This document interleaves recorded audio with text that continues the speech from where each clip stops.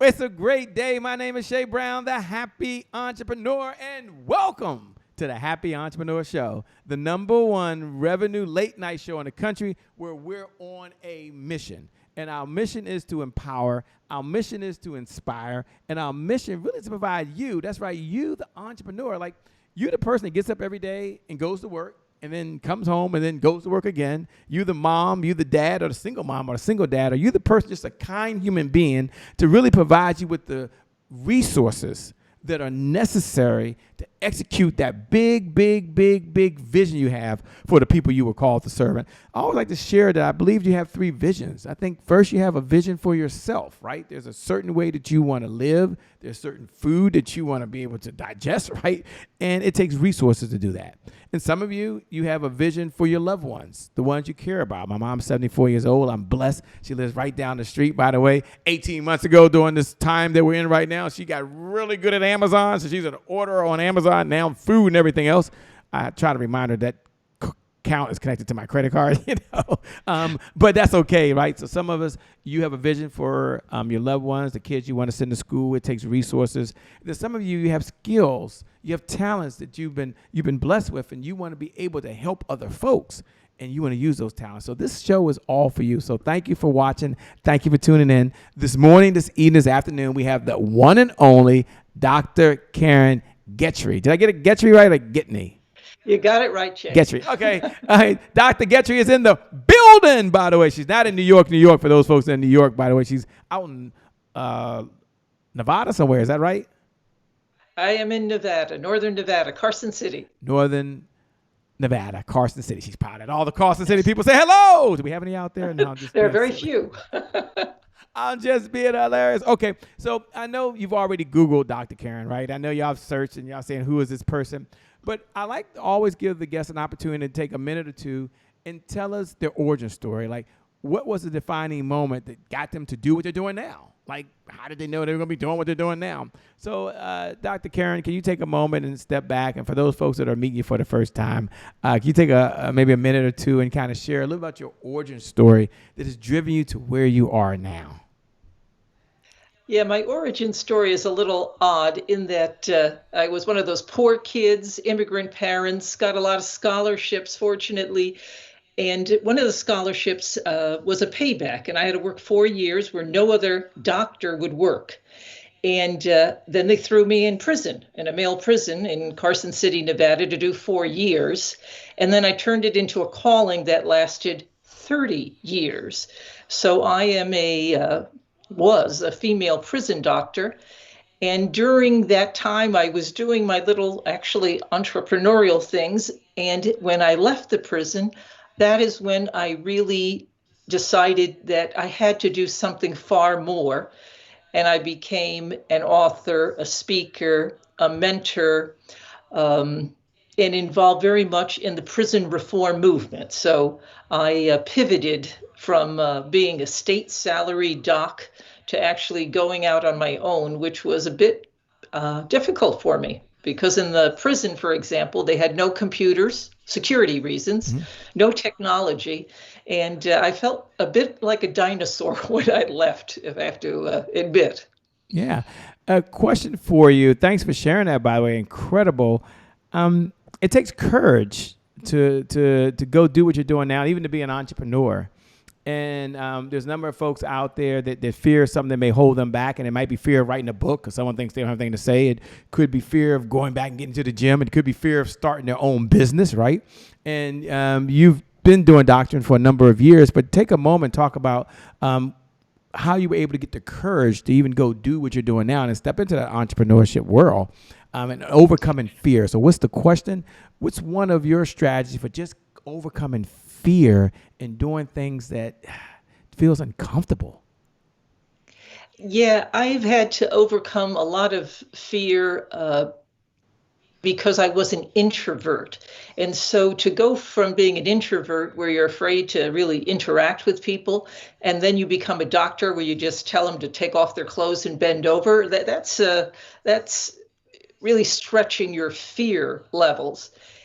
And then you get comfortable in one field, And I made the decision that when I left, I really wanted to make an impact and get people to realize that prisons needed to be reformed. In fact, I call it holistic prison reform. The whole criminal justice system has to reform.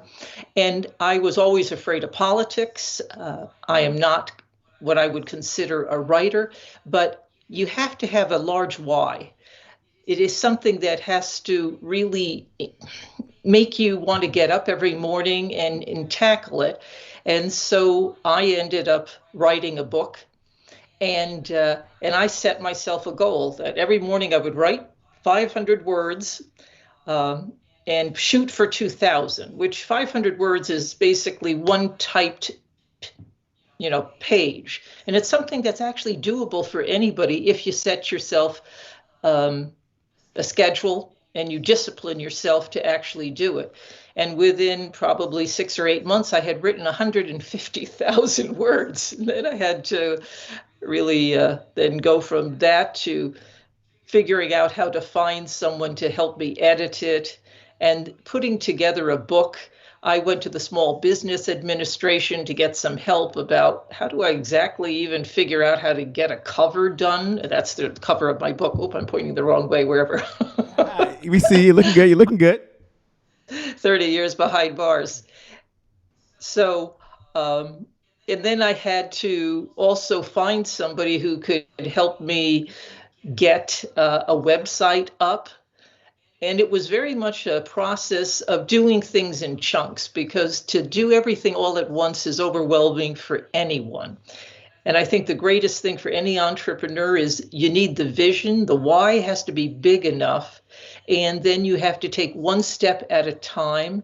And you really also need to ask people who know what they're doing. I did some of that. In retrospect, I should have broadened my net and asked for more help. When you talk about asking for help, one of the things that I love that you're talking about is that success is a team sport. And congratulations, one, for finding your why. Number two, for stepping into it. And for number three, for doing something about it. Isn't it true there's a lot of folks out there, myself included, I've been there sometime, where you want to do something, sounds like you should do something, but you never do it.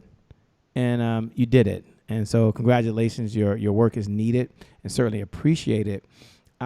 Success is a team sport. It's one of the core philosophies that we have. And you talked about that you wish you had got more help earlier. One of our 12 rules for life is that collaboration crushes competition. Take a moment and talk about the spirit of collaboration and just in things that you're doing now, because you can't do it by yourself. Even you and I meeting, we met through who? The one and only Linda Clemens. Shout out Linda Clemens. Yes. She's super incredible and amazing. So talk about the spirit of collaboration and the power of collaboration, if you would. Yeah, for me, it's a little odd because I was a prison doctor. Everyone came to me and I was like the highest person on the totem pole. And collaborating with custody staff, wow, that was actually difficult for me because they had a very different perspective, right? I mean, like 100% different perspective than mine. I wanted to understand and heal, and they were really they were oriented to for security and shame and punishment. So it was entirely two different worlds. But the biggest thing is I grew up with parents who survived the Second World War, and they isolated us, and they basically indoctrinated in me, don't bother people. Like, don't interact with people. Do everything yourself. Be resilient. Like if you break a bone, fix it yourself. I mean, it was that type of parents. And that is something that held me back in my life and made it more difficult for me, was not to collaborate. And now I am doing something there's no way in the world I can do it all on my own. And it's like I'm learning collaboration. It is not easy for me to ask for help. But I think every time you do it, it becomes easier. And you find people who actually want to be your advocates, which was something I never experienced in my life before. If someone's listening right now, they're like, I admire what she's doing. And it's a big mission, but God's given you the experience. It's your calling, and you're doing it and you're doing it well. And they're like, wow, Shay, she looks to collaborate. What type of individuals would she be looking to maybe reach out and support what she's doing? Is it me, someone who has a skill and help her with mindset? Is it me, someone that just goes to work every day, pay my taxes, but what she's saying is a good cause? And how can I help? How can I support and be a part of this?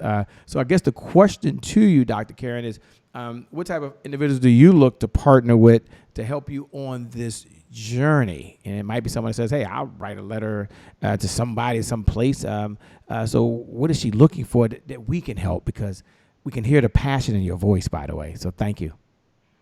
Yeah, for me, I will first say that when I talk to people and when they ask me about the prison, one of the things I talk about is the reason I wrote the book. And what I find is that when people reach out to me and say, wow, that really changed the way I thought, then that person is interested enough for me to bring, let's say, into my fold. And I have a number of women now who really were, let's say, affected enough by that book that they become my champions out there in terms of helping me find potentially speaking engagements, either in person or on Zoom. They tell me about things where it's like, hey, Karen, you could really throw your voice. This is an example. You could throw your voice in Nevada to abolish the death penalty, which this state tried to do and failed. But they were the ones who encouraged me to write articles in the newspaper, to be a speaker. They even had me man the death penalty abolition booth at the Pride Day, in Pride Day parade in Reno, Nevada. So the thing is that when you look at people, if they are interested, then you have to reach out to them. And then the best thing is when both of you can benefit from each other, which is why I mentioned the Coalition to End the Death Penalty, because I can help them with their agenda, and they can also help me as a unique voice in the criminal justice field. One of the things that really caught my attention as well, and other than the work that you're doing, is that you also work with children, and you have this whole mission, and you're saying, hey, while there's folks that are away for whatever the reason is, there are children that may have been conceived that are here, and you help children really understand what's going on and to be supportive. Take a moment, and for folks that are out there that might have parents or loved ones out there, tell a little bit about what that's about. Because I think when I saw that, I was like, wow, I didn't even know they even existed. So can you take a moment and talk about how that came about, why it's important, and who it helps?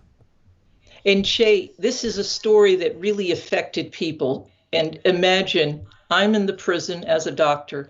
My husband was a black, he passed away, but he was a black man, which there were no blacks in Carson City, Nevada. Yeah. I'm just saying. Now I had him teach. When he taught, in one of his first classes, a white supremacist was sitting in the back, with the swastikas and the lightning bolts. But when everybody left, he came up to my husband, and my husband had made such an impact. He taught the ethnic history of the United States, okay? And my husband was a military guy and a historian, and he was a tremendous speaker. But this white supremacist came up and said, hey, Mr. Macklin, if I had a brother or an uncle like you, I wouldn't be in prison doing a life sentence, and my 3-year-old son wouldn't be without a father. Would you consider mentoring him? That changed everything for my husband. You understand, right? And my husband, he was a military guy. He had grown up in an educated, elite family in Chicago, in Hyde Park.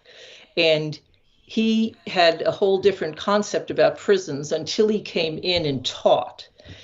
And then he realized how many people had been thrown away as children or had grown up in environments where in no way did they have let's say, what he had growing up in terms of education and connections. And that made him want to mentor. And then we got very involved in mentoring through the Big Brother, Big Sister organization. And we mentored children who had a parent in prison. And we mentored a total of 5. 3 are now college graduates, and 2 are works in progress. And unfortunately, my husband died 2 years ago. And the youngest boy, who now just turned 14, took it very hard. And now I'm mentoring him. So here I am, I'm a 65-year-old lady out there playing basketball and looking good, by the way. You're looking good. You're looking good now. You're looking good.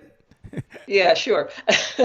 But all these things, because I think, and for me, when I talk about holistic prison reform, prevention is the biggest piece in my mind, especially as a doctor, is you prevent the problem. And so kids at risk, and these are kids that usually are in families where they come from generations of criminals, basically. They're at the highest risk for ending up in prisons. And I really think mentors make a profound difference, especially male mentors for boys who are fatherless. And that's why we got involved with that mentoring program. And when I do speaking engagements, I'm really pushing that as that's something anyone can do. Is become a mentor to a child in some capacity, even if they're just in your neighborhood and you, let's say, interact and have a decent conversation and make sure they know they're listened to and seen can help. And of course, in schools and coaches, but kids need mentors. I will say that I unfortunately didn't have a mentor, and I wish I really did growing up. And when I was in 7th grade and you have the guidance counselors ask you questions, and they asked me, hey, what do you want to be when you're doing well in school? What do you want to be? Now, mind you, this is, back in the early 70s. And I said, well, I want to be a doctor. And they looked at me like, wouldn't you rather be a nurse? And in 7th grade, they asked me this, and I made the decision I would never turn to a guidance counselor or anybody like that. And that was a 7th grade decision. It was really pretty stupid, but, I really shut myself off from telling an adult and then them shutting me down. And I would say to anyone, whatever a kid is dreaming of, you support that. Doesn't mean they're going to hit that star, but it's like all the inmates would tell me, you look out of those windows and you can look down in the ground or you can look up. And I think everybody should shoot for the highest they can. Man. And whether they hit it or not to me is immaterial. It's making that effort. And that's also with entrepreneurs. I want to be a voice for prison reform. And I want to do as much as I can. And wherever I end up is going to be okay with me as long as I do as much as I can and what I feel comfortable doing as much as I can. First of all, you're doing a whole lot now. You're making a difference. And isn't that where it all starts? And you're changing lives every single day. So thank you for all that you do. As we're coming down the home stretch, one of my favorite questions I ask, and all these are my favorite questions, are obviously I wouldn't ask them, but this is really one of my favorite questions, which is, of all the mentors that you had along this journey of life, and you've had so many mentors at different phases, different rites of passages, as you and I were talking about earlier along this journey, what's one mentor or one lesson that you've learned from any of your mentors that you're going to pass on to us? Now, we may never meet your mentor, right? But we get the lesson passed on us. What lesson pops top of mind you'd like to share with us? Well, I want to mention, like you say, I had tons of mentors. Yeah. That's not really true. Okay. But recently, and I mean recently, maybe 6 months ago, I got a radio interview. And this individual. Pat Lynch is the CEO of Women's Radio, one of the first female radio people who developed her own streamlining, whatever radio. And she interviewed me, and then she has a thing, she's very into prison and education reform. And after the interview, she called me up the next day and said, Karen, I could not sleep all night long. She goes, I just want to say, I have this vision for you to be the voice of prison reform in the United States. I know you could do this. And she was like, she's like an energizer. She's 77 years old and an absolute energizer bunny, and has contacts. But I never really interacted with mentors for the most part. And she has definitely been nudging me and pushing me out of my comfort zone. She has, she has a vision that was sort of bigger than I would have thought. Wow. So the person made connections for me, Yeah, the person held the belief for you, a vision that you didn't even have. Yeah. And then she would also tell me, oh, I listened to this. This is an example. She goes, okay, I've been listening to these free webinars that the Steve Harrison guy gives. Oh, Steve Harrison out of Phoenix, I think. Yeah, about entrepreneurial things. I watch this and watch that. And that's really great to know, because I didn't know about these things. And then she, if she is on some sort of radio deal, she'll tell that person, okay, you want to interview Karen. So that's great as a mentor. But she also is pushing me like, Karen, you have to join women's organizations. And that was a big one for me, Che, because you'd have to understand my entire educational experience, medical school, residency, the prison. I only interacted with men. Wow. And all male patients for 30 years, right? So I really didn't interact with many women. And, I had my female college roommates that I still keep in contact with, but I wasn't like one of those females, if you know what I mean, where females group together. And now they are pulling me in, and I find they are very different than men. But also far more likely to help me, which is the women actually collaborate more, because the men were very much a boys' club, and at most I was a mascot.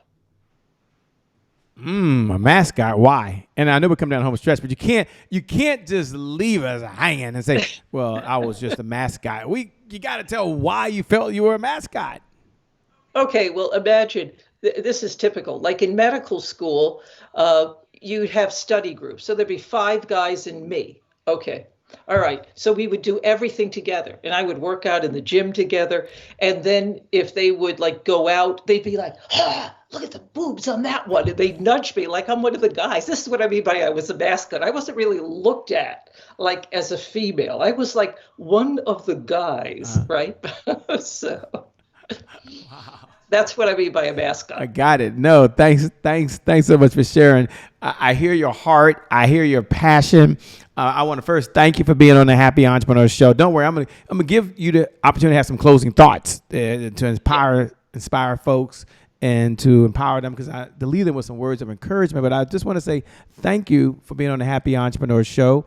I know that you can always make more money, but you can't make more time.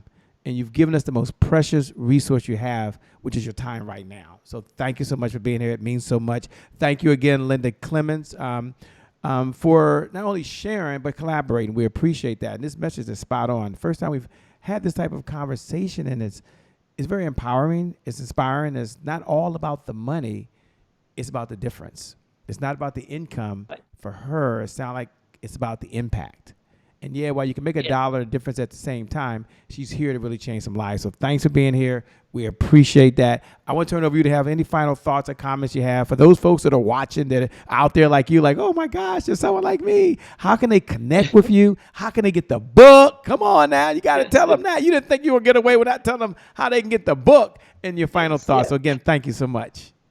Well, thanks, Jay. And if people are interested in the book, 30 Years Behind Bars, Trials of a Prison Doctor, you go on Amazon. You could get it in print, Kindle. I did the audio. You might enjoy that.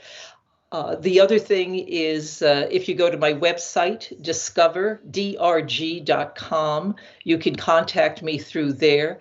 And and I help ex-felons in the outside world. I sit on the board for a transitional housing unit. When my husband died, I took in an ex-felon who I knew who did 20 years. So he is now my housemate.